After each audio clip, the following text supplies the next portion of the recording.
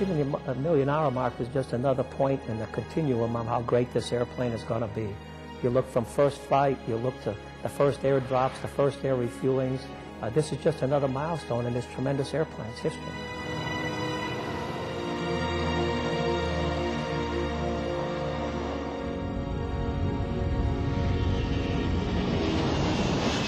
We were so excited when the first flight happened, and it lasted longer than expected. And when it finally landed out at Edwards Air Force Base, we knew we were one step closer to receiving our first airplanes here at Charleston.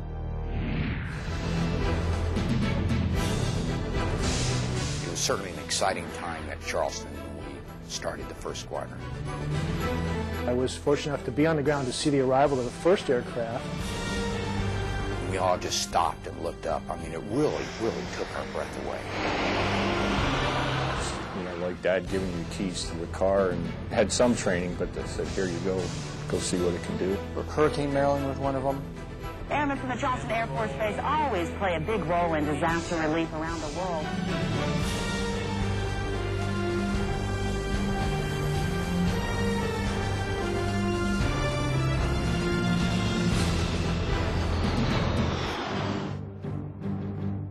We had to fly vast distances, thousands and thousands of miles, to be able to deliver some effect, either humanitarian supplies or a combat troop or equipment. 18 pallets, about 9,000 pounds each of food, flour, rice, wood chips. It was a pretty hot zone at the time, and so it was the first time a C-17 and any aircraft had moved that much cargo into such a short airfield.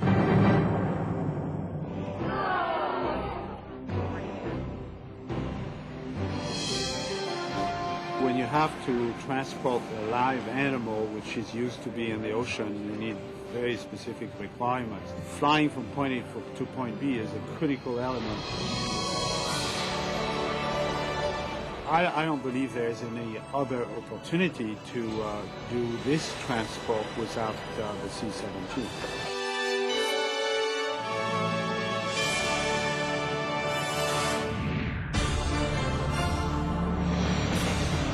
Our mission at Ramstein Air Force Base at the time was to resupply the Army down in Kosovo, Tirana, Albania. Part of Task Force Hawk was bringing in these helicopters, Apaches, bringing in bulldozers to help set up the area down there.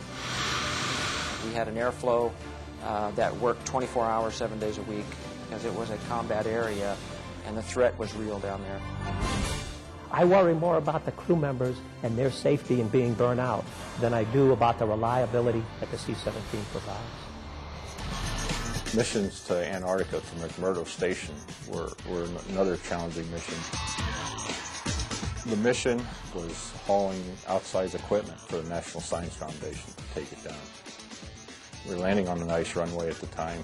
And man, it was the coldest I've ever felt in my life. Noticed a guy running out putting a surveyor's pole right in front of the nose of the airplane. I asked him what he was doing. And he said, well, we've got to do this to make sure the airplane's not sinking into the ice. That kind of gets you wondering a little bit. So, but we fly in there a lot, so it seems to work okay.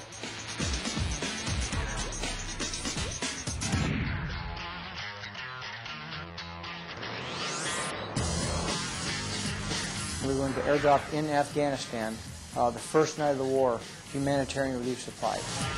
It started out 2 planes to start with, and I think we had a spare at the time, although we didn't need it. C-17 didn't need a spare. Imagine that. And we were watching the Stryker package, the fighters and the bombers go in, and we saw them come out, and we went in right behind them. We were involved in the first deployment of the C-17 in a combat special operations role, and that was essentially Camp Rhino. These would be blacked out night vision goggle operations. There is no other aircraft that can deliver outsized equipment to an austere forward operating base like the C-17. The command authorities asked the C-17 community to deliver an airborne brigade into northern Iraq to seize an airfield and establish a lodgment. No other airplane in the world had the capacity to scoop up and on the first night deliver 1,000 paratroopers, and then on the following 4 nights, over about a 12-hour total ground period, put over 400 vehicles and another 1,000 paratroopers into the combat zone.